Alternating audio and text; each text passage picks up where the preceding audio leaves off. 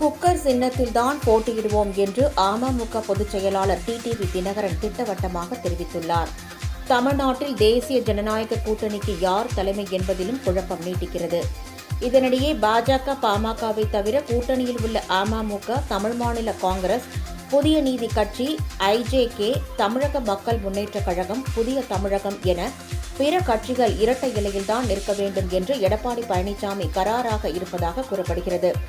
இந்நிலையில் சென்னை விமான நிலையத்தில் செய்தியாளர்களை சந்தித்த டிடிவி தினகரன், தேசிய ஜனநாயக கூட்டணிக்கு பாஜக தான் தலைமை என்றும், வரும் சட்டமன்ற தேர்தலில் குக்கர் சின்னத்தில்தான் போட்டியிடுவோம் என்றும் தெரிவித்தார். டெல்லிக்கு வருமாறு எனக்கு 4 நாட்கள் முன்பு அழைப்பு வந்ததாகவும், பாஜகவின் டெல்லி தலைவர்களை நான் சந்திக்க செல்வதாகவும் கூறினார். தொகுதி பங்கீடு முடிவுகள் இன்னும் 4 நாட்களில் சுமூகமாக எடுக்கப்படும் என தெரிவித்தார்.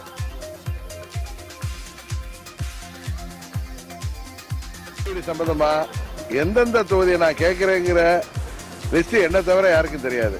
அப்படிங்கிறப்ப ஊடகங்கள்ல நீங்களா ஏதோ தொகுதிகள் வந்ததாகவும் அதில் ஏதோ போட்டிகள் இருக்கா போடுறீங்க. தேசிய ஜனநாயக கூட்டணியின் டெல்லி தலைவர்களை சந்திப்பதற்காக நான் செல்கிறேன். எடப்பாடி அவர்கள் தான் கூட்டணி தலைவராக இருக்கும் பொழுது அமித்ஷா அவர்களை சந்திச்சு தொகுதி பங்கீடு பேச்சுவார்த்தை நடத்த வேண்டிய காரணம் என்னன்னு கேட்கிறேன். முதலமைச்சர் மாதிரி நீங்களும் கேட்குறீங்க. இல்ல இல்ல, முதலமைச்சர் சொல்றாரு இன்னைக்கு டெல்லியில போய் எதிர்கட்சிகள்லாம் அங்க போய் தான் பேச்சு. அது உண்மை அல்ல. குறிப்பாக அம்மா மக்கள் முன்னேற்ற கழகத்தை பொறுத்தவரை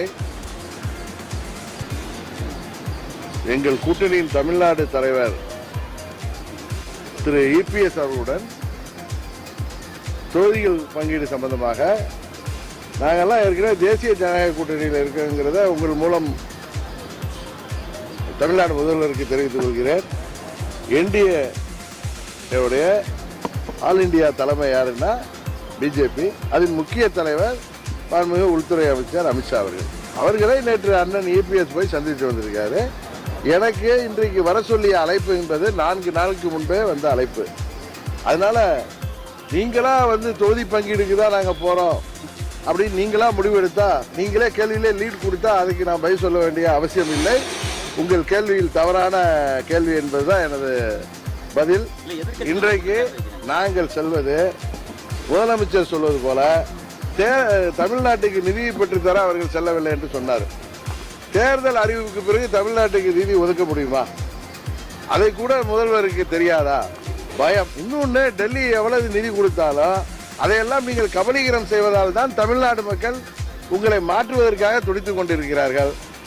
தமிழ்நாட்டில் மாற்றம் வருவதற்காக அதிமுக தலைமையிலான கூட்டணி, அதில் பாஜக இடம்பெற்றிருக்கிறது.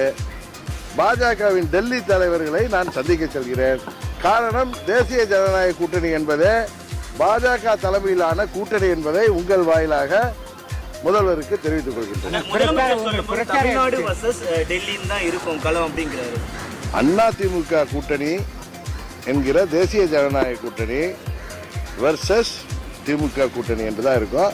அவர் சும்மா டெல்லிங்கிறார். ஏன்னா இவங்க டெல்லியில ஏற்கனவே 2014 அப்ப பணம் கொலிக்கும் போர்ட்போலியோக்களை வாங்கி எவ்வளவு தமிழ்நாட்டுக்கு அவப்பெயர்களை உண்டாக்கியார்கள் என்று தெரியும். இவர்கள் கூட்டணி ஆட்சியில் இருந்த பொழுதுதான்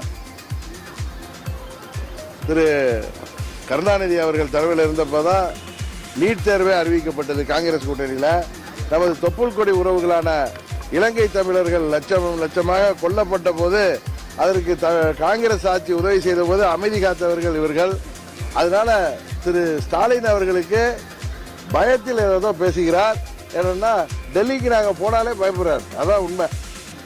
நேற்று திரு இபிஎஸ் அவர்கள் சென்றார்கள். இன்றைக்கு நாங்கள் சொல்றோம், எனக்கான அழைப்பு என்பது 4 நாளுக்கு முன்பே வெள்ளிக்கிழமை நான் அங்கே செல்கிறேன். அங்கு மாண்புமிகு உள்துறை அமைச்சர் அவர்களையும் மற்ற தலைவர்களையும் சந்திக்கிறோம்.